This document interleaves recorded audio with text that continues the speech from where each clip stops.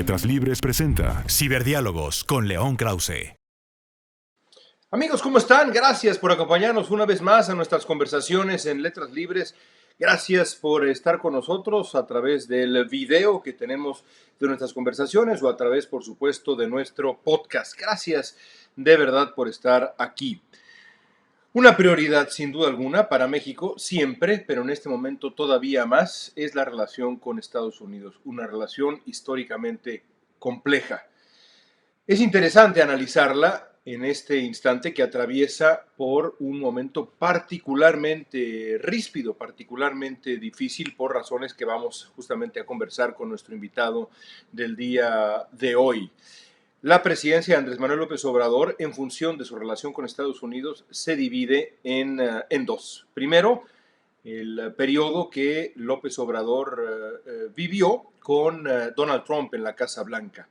Será al final una tercera parte nada más de su sexenio, 2/3 partes de su sexenio, 4 años del sexenio López Obradorista, tendrá López Obrador como interlocutor a un hombre muy distinto a Donald Trump.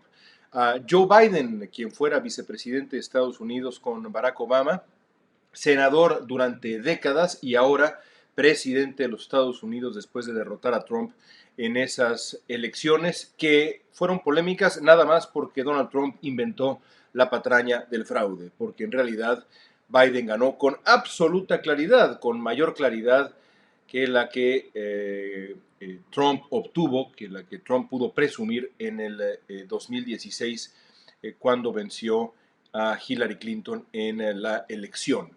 Para hablar de la relación bilateral entre México y Estados Unidos, no solamente ahora, sino también lo que han vivido dos gobiernos consecutivos que han tenido que lidiar con Donald Trump, el gobierno de Enrique Peña Nieto y luego el gobierno de Andrés Manuel López Obrador, invité a el hombre que para mi gusto sabe más de la relación bilateral, no solamente porque tiene una preparación y una experiencia incomparable, sino también porque tiene muchos años en Washington y conoce a profundidad a todos los protagonistas desde hace muchos años, el embajador Arturo Sarucán.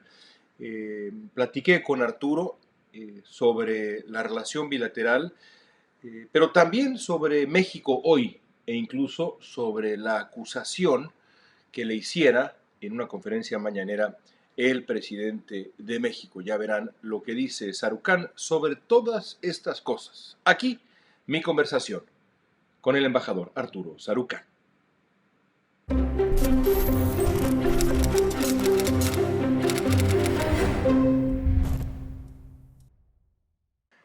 Arturo, el presidente Trump, el hombre que se volvería presidente, comenzó su campaña agrediendo a los mexicanos casi de inmediato. 100 segundos tardó Donald Trump. Sin el casi.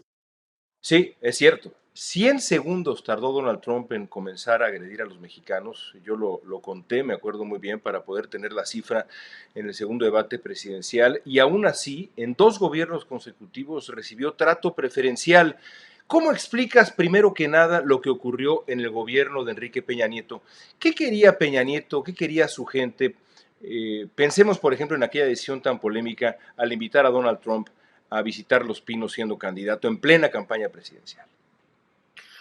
Pues mira, siempre es difícil especular qué quiere y qué busca un gobierno cuando no se forma parte de él y cuando uno está de observador externo. Entonces, pues mucho es especulación y en parte pues, leyendo señales y las hojas del té en ocasiones, ¿no? Yo creo que indudablemente en el gobierno mexicano de Peña Nieto, durante el sexenio de Peña Nieto, pesó la preocupación que la agresividad y el alcahueteo, la agresividad antimexicana y el alcahueteo político electoral de nuestro país podían generar para los mercados financieros internacionales y México, sobre todo cuando además en ese momento ni siquiera se planteaba la renegociación del Telecán, se hablaba de deshacerse del Telecán, empieza a meter incertidumbre en mercados financieros internacionales y yo creo que eso pesó mucho en el ánimo del gobierno mexicano en ese momento de buscar algún tipo de acercamiento. El problema fue que ese acercamiento se plantea con una falta de tablas y de kilometraje diplomático en la relación con Estados Unidos porque lo que acaban haciendo es, una vez que echan a andar el caballo, pues se dan cuenta que han ignorado el Partido Demócrata, tratan de componer, los demócratas les pintan un violín porque se dan cuenta de lo que está ocurriendo, que se invita a uno y no al otro, y se quedan con la visita de uno solo de los candidatos, que además luego manejan de la manera lamentable en la que le manejaron, dándole la palestra pública en Los Pinos, todavía era Los Pinos. Yo recuerdo, hacía la comparación cuando invitamos a McCain y Obama en el 2008 a visitar a México como los dos candidatos ya del Partido Republicano, Partido Demócrata. Obama declinó porque dijo que no quería, digamos, desatender la campaña en Estados Unidos. McCain aceptó, pero pues nosotros nunca le dimos la palestra pública a McCain, es decir, no hubo conferencia de prensa, tuvo una reunión en privado con el presidente, tuvo una cena con empresarios mexicanos y pues luego, como tú recordarás, se aventó su visita a la Basílica de Guadalupe en un intento, evidentemente, de conectar con el voto mexicoamericano y latino en Estados Unidos. Entonces, es decir, lo que complica todavía más la apuesta del gobierno mexicano en el 2015 es evidentemente la decisión de darle el púlpito de una conferencia más mal manejada por el gobierno mexicano y por el propio presidente, en donde Trump se come al presidente. Entonces, a partir de allí, cuando se inicia el proceso de negociación del TEMEC, yo creo que un poco el mismo cálculo y el mismo temor que vemos durante el arranque del sexenio de López Obrador, que es pues, garantizar que no se caiga el Telecán y luego el TEMEC, que el TEMEC llegue a una conclusión exitosa. Y yo creo que ese tema determina muchísimo del cálculo, ciertamente, el gobierno de Peña Nieto. Claro, la agenda comercial. Pero antes de entrar a lo que pasó después, lo que pasó con el gobierno de Andrés Manuel López Obrador, que prometía algo muy distinto, incluso López Obrador, yo siempre lo recuerdo, vino a Estados Unidos, recorrió varias ciudades de Estados Unidos, prometió defender a los inmigrantes del ataque nativista de Donald Trump, defender el nombre de México, escribió un libro en donde recogió esos discursos. Antes de entrar a eso, quisiera que nos ofrecieras, Arturo, un recorrido breve por las consecuencias específicas para México de la presidencia de Donald Trump. Es una pregunta amplia, pero digamos, ¿qué le costó a México Donald Trump? No solamente en materia migratoria, sino también en ese golpeteo incesante al concepto de lo mexicano y también lo inmigrante. Pues mira, aquí hay muchas capas. Sí, es una cebolla que se podría pelar y pelar y pelar en el mil número de capas de análisis.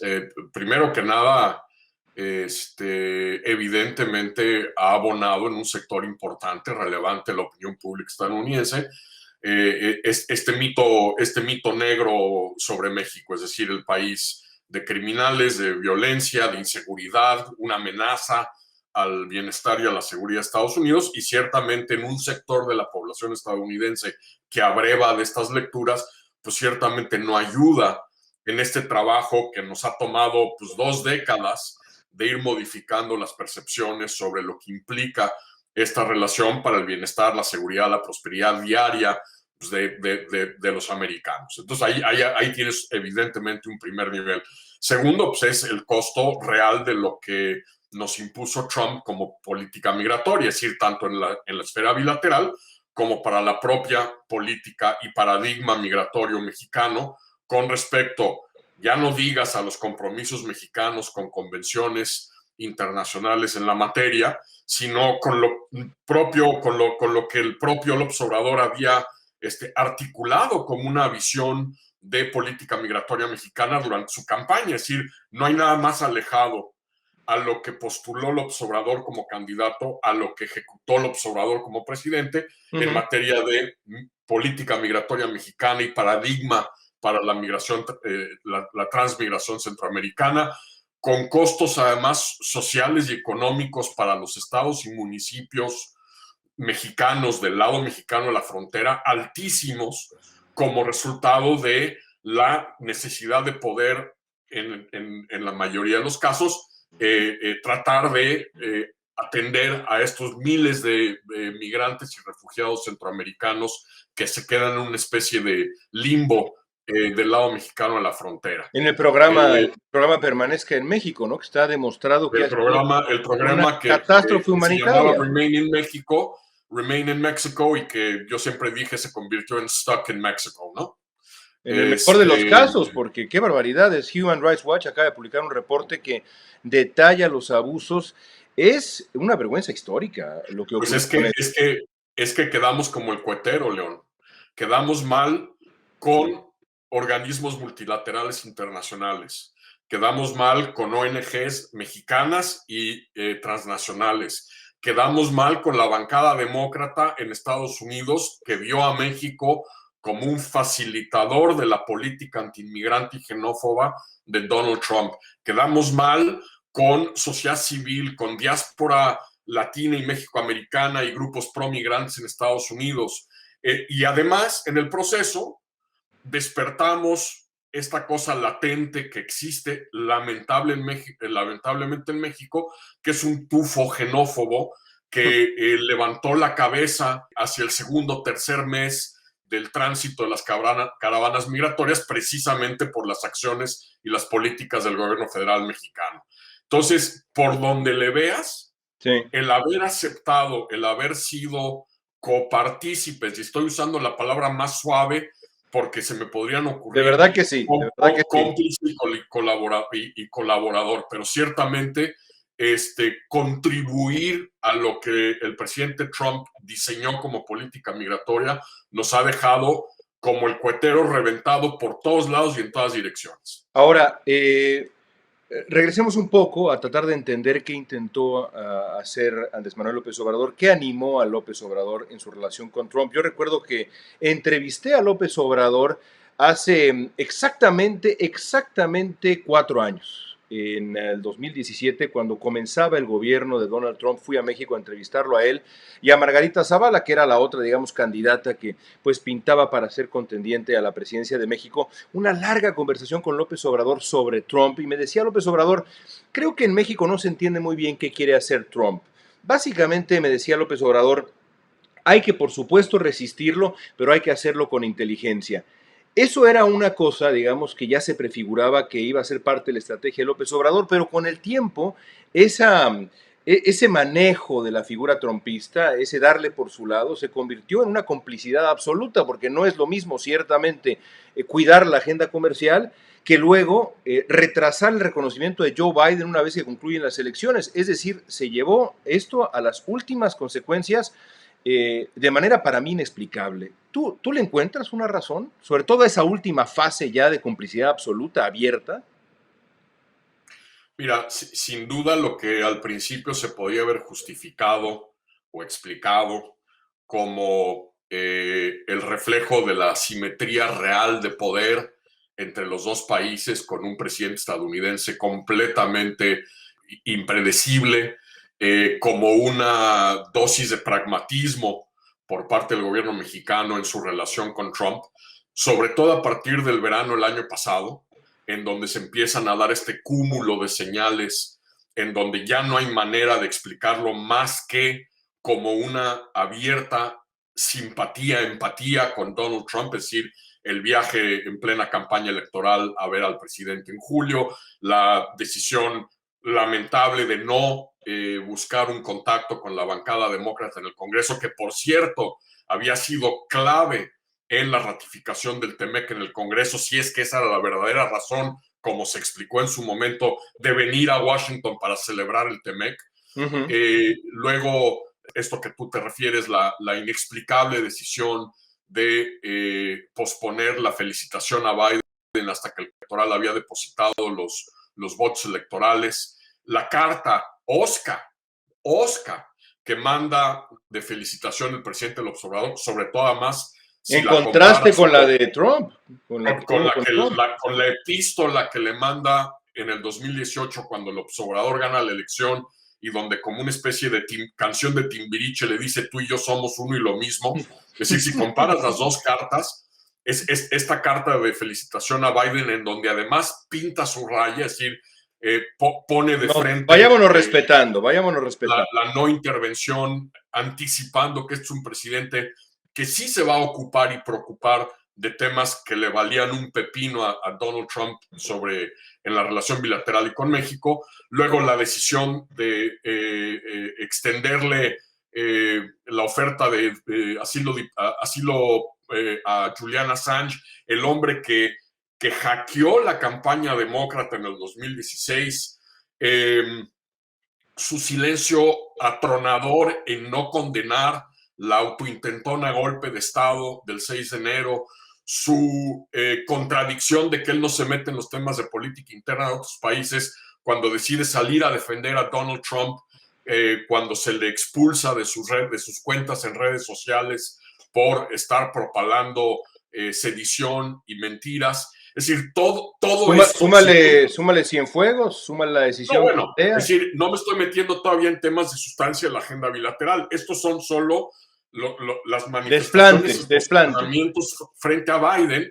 Pues digo, pareciera que la intención es buscar un frente de conflicto para precisamente poder decir: estos son mis límites en la interacción y en la relación con Estados Unidos. Entonces, ciertamente es bien complicado explicar. Hay un tema que creo que se ha estudiado poco y que creo que valdría la pena verlo, que es el papel que jugaron los grupos evangélicos en México y en Estados Unidos y los vasos comunicantes entre ambos grupos, sobre todo en el momento de la transición mexicana, cuando López Obrador creo que escucha voces que le dicen que la mejor manera de torear a Donald Trump es evitar el conflicto a como dé lugar, y que luego se deriva en doblar las manos, pero sea la razón por la que sea, y yo creo que hay un factor real, que es el presidente mexicano que no entiende bien cómo funciona Washington ni cómo funciona la política estadounidense,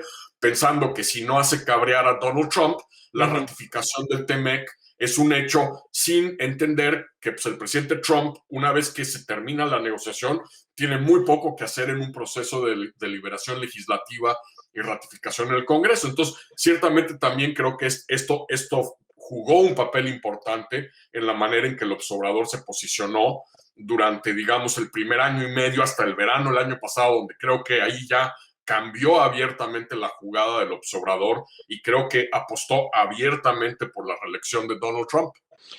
Ahora, ¿cómo describirías entremos a la sustancia de la agenda bilateral? Mencionaba yo brevemente a Cienfuegos, a la decisión de la DEA. ¿Cómo describirías el futuro de la agenda bilateral con Biden? Es decir, evidentemente en esa suerte de extrañísimo pacto de no agresión entre Donald Trump y López Obrador, pues hay una lista de temas en las que Trump o no se mete o prefiere abiertamente ayudar a López Obrador, que no es lo mismo que ayudar a México. El presidente de México insiste increíblemente en que Trump nos trató bien, como si él fuera la encarnación de México, la encarnación del pueblo mexicano, y mucho más la encarnación de los mexicanos que vivimos de este lado de la frontera, que fueron maltratados sistemáticamente por Trump. Pero bueno, ese pacto de no agresión sí incluyó, digamos, esa decisión de no tocar ciertos temas. Pero hay temas ahora que Biden claramente va a abordar, como la agenda energética. ¿Cómo avisoras la agenda bilateral con Biden en la Casa Blanca durante 4 años, 2/3 partes del gobierno de López Obrador? Pues primero preñada de una gran paradoja, que es que llega el presidente a la Casa Blanca con el mayor bagaje y conocimiento de la relación con México de los presidentes que han llegado, ni siquiera George W. Bush, porque Bush entendía instintivamente muy bien la relación con México, al haber sido gobernador tejano, ver el día a día de la interacción económica, social, cultural de México con Estados Unidos. ¿No crees que hubiera sido un buen presidente para México de no haber ocurrido el 9/11?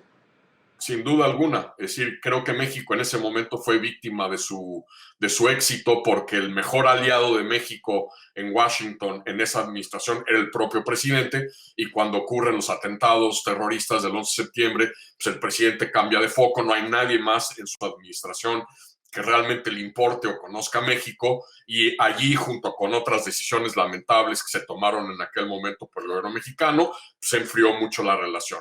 Pero ciertamente Joe Biden, de todos los presidentes que ha ocupado la oficina oval, es el que mejor conoce la relación, es el que ha estado presente en todos los momentos seminales de transformación de la relación desde el Telecán hasta la fecha.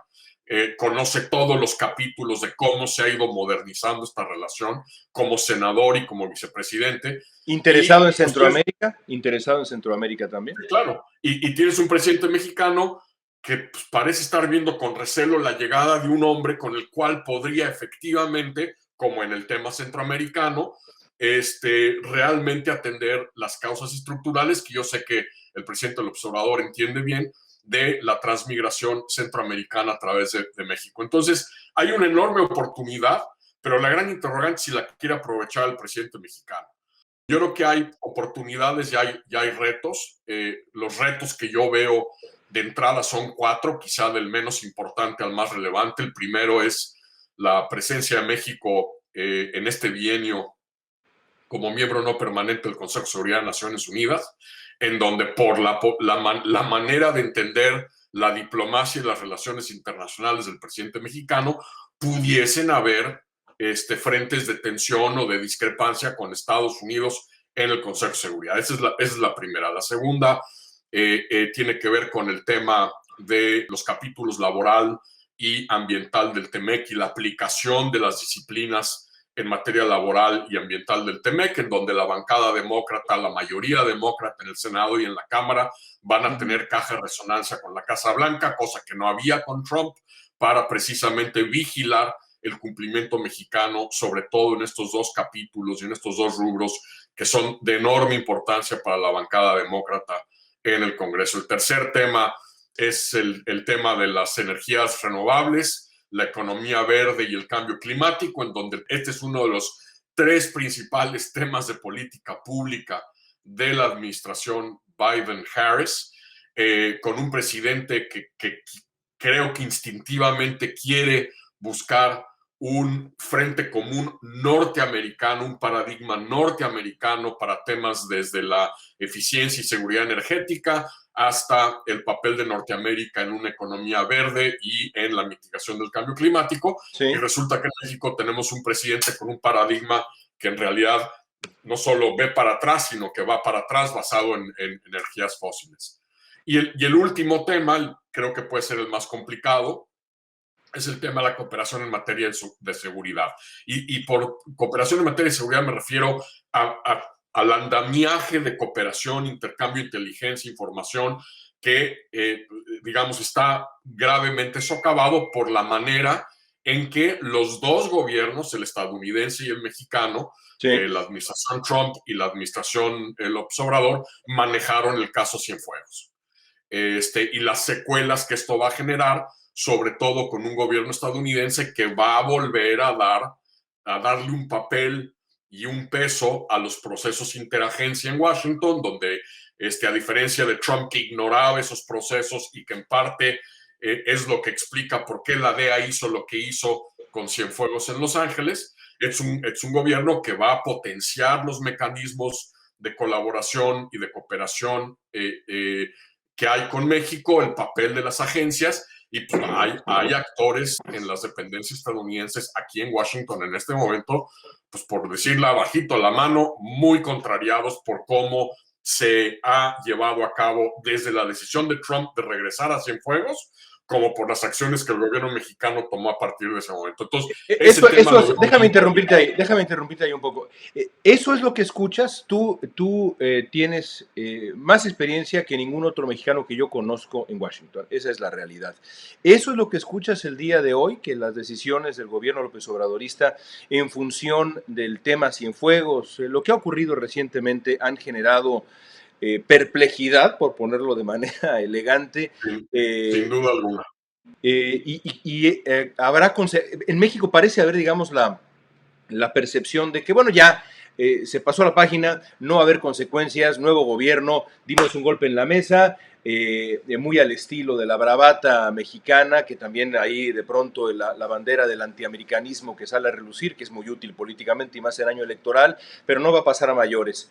¿Crees que se olvidará tan fácil lo que ha ocurrido o esta es digamos, un juicio ingenuo que hay en México de pronto ahora?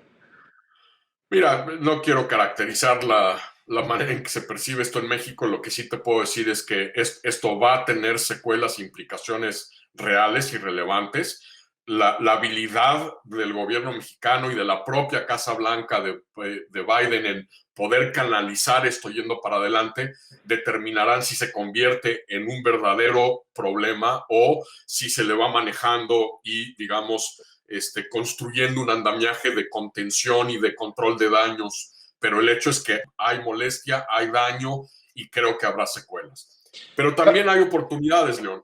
Es decir, hay tres temas sobre todo en donde yo veo enormes oportunidades. El primero es en materia migratoria, con una Casa Blanca que de entrada, el primer día, con una serie de decretos presidenciales, ha empezado a destrompizar esta horrenda agenda nativista, xenófoba, antiinmigrante estos últimos 4 años, en donde Biden va a buscar rápidamente establecer un récord de éxito con México en la colaboración, en parte porque no se puede dar el lujo, habiendo enviado una iniciativa de ley de reforma migratoria al Congreso, que haya una nueva crisis de migración centroamericana en la frontera con México y buscará rápidamente que ese escenario no se materialice, porque además con un partido republicano talibanizado, trompizado, escorado a la derecha, pues lo último que quiere es darle a esos grupos de extrema derecha una razón para golpear a la administración por ejemplo, haber detenido la construcción del muro.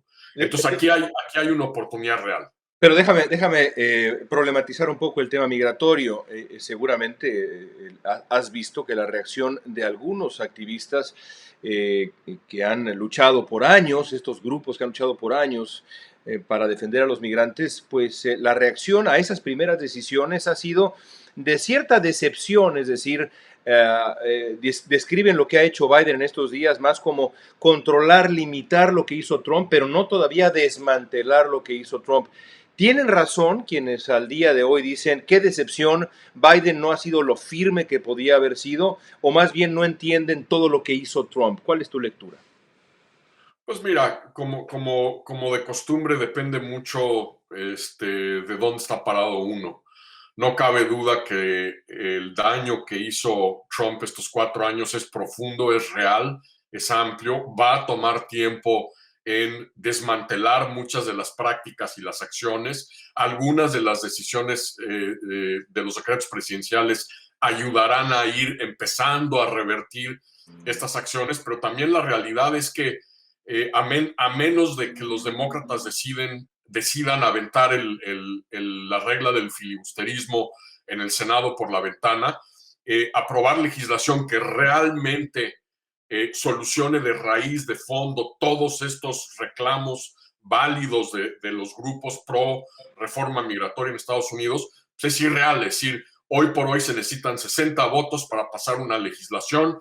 Es decir, los demócratas están jugando con la idea de si lo hacen a través de los procesos de reconciliación, de iniciativas para evitar precisamente la regla de los 60 o la decisión más draconiana, eliminar el filibusterismo para poder entonces usar el mandato popular, el control de las dos cámaras para pasar legislación.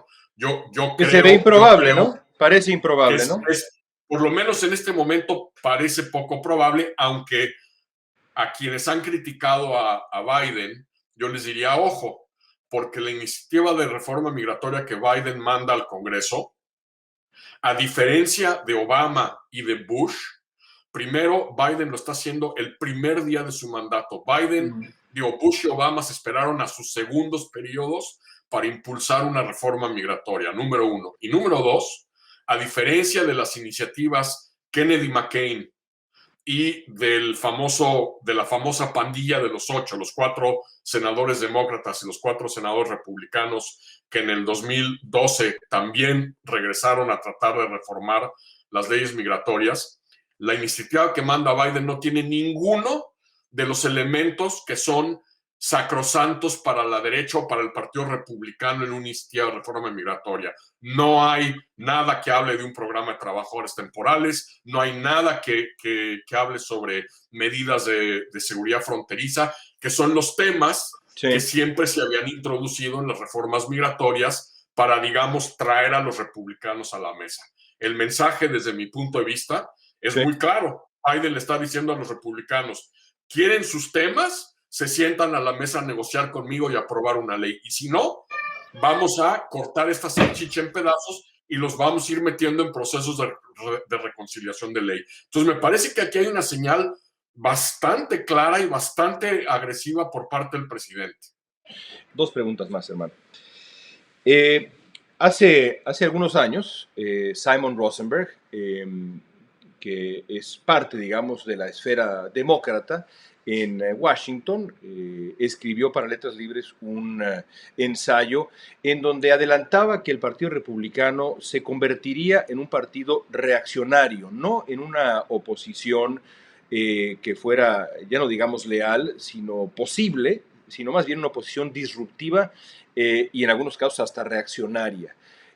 Algunos de esos hombres que formaron parte del grupo de los 8, que en su momento impulsaron una reforma migratoria, ahora están, por principio, completamente opuestos. No se quieren ni sentar a la mesa. Pienso, por ejemplo, en Marco Rubio. Es parte del legado del trumpismo, evidentemente, pero ¿el Partido Republicano es todavía un partido viable como socio, como partner en una negociación política en Estados Unidos? ¿Qué ha sido el Partido Republicano? En este momento pareciera que la respuesta es un no rotundo. Es decir, hubo un breve momento en que el Partido Republicano parecía haber estado camino a Damasco entre el 6 de enero y la votación en la Cámara de Representantes para destituir al presidente, pero lo que ha pasado en los últimos 10, 15 días, en donde el partido ha regresado a a una prueba de lealtad de quién está con Trump y quién está en contra de Trump, demuestra que el liderazgo republicano, a pesar de que algunos tímidamente hayan querido buscar exorcizar a Trump del partido, está completamente trumpizado. El hecho de que una legisladora de nuevo cuño republicana, que abreva de las patrañas de conspiración de este grupo QAnon, haya podido decir todo lo que ha dicho y no haya una acción real de castigo, de incluso de repensar el escaño que ocupa, te dice enormidades de un partido que creo que para mí ya está perdido como un partido de centro derecha. Sí, ese creo que es el escenario en Estados Unidos. Antes de dejarte ir, Arturo, quiero preguntarte lo siguiente. Hace algunos días, y no estás, debo decirte, en un club exclusivo, es un club que es cada vez más grande, así que bueno, tampoco te puedes sentir demasiado importante, pero el presidente de México te acusó de estar muy activo, de trabajar en su contra de manera muy activa, de haber avalado el supuesto fraude del 2006. ¿Qué respondes? ¿Has estado activo en contra del presidente, Arturo? No, y yo creo que hay una respuesta muy fácil. Él adujo que yo estaba molesto con él. Yo no tengo que estar molesto para poder articular cosas y temas que me preocupan, y me ha preocupado profundamente la manera en la cual el presidente ha manejado y gestionado la relación primero con Trump y las señales que estamos viendo ahora con Biden. Y cuestionar y decir esto no es atacar al presidente, es buscar que la relación con el país más importante para México, para los mexicanos de los dos lados de la frontera, sea una relación productiva, provechosa, y pues lo personal no tiene nada que ver con mi ánimo por ayudar y apoyar a México, como lo hice en su momento en el 2018, cuando el presidente mexicano estaba bajo asedio de Trump por el tema de las amenazas de aranceles punitivos vinculados a los controles migratorios, en donde Yo prácticamente todos los días estaba en los medios en Estados Unidos defendiendo las posiciones del gobierno mexicano y creo que es un error confundir el cuestionamiento que además ni califica, ni adjetiva, ni recurre a los ataques ad hominem como si fuera un resultado de un tema personal o de molestia o de campaña. La crítica no es oposición, eso está clarísimo. Arturo, muchas gracias por tu tiempo. Gracias de verdad, qué gusto verte. Un abrazo.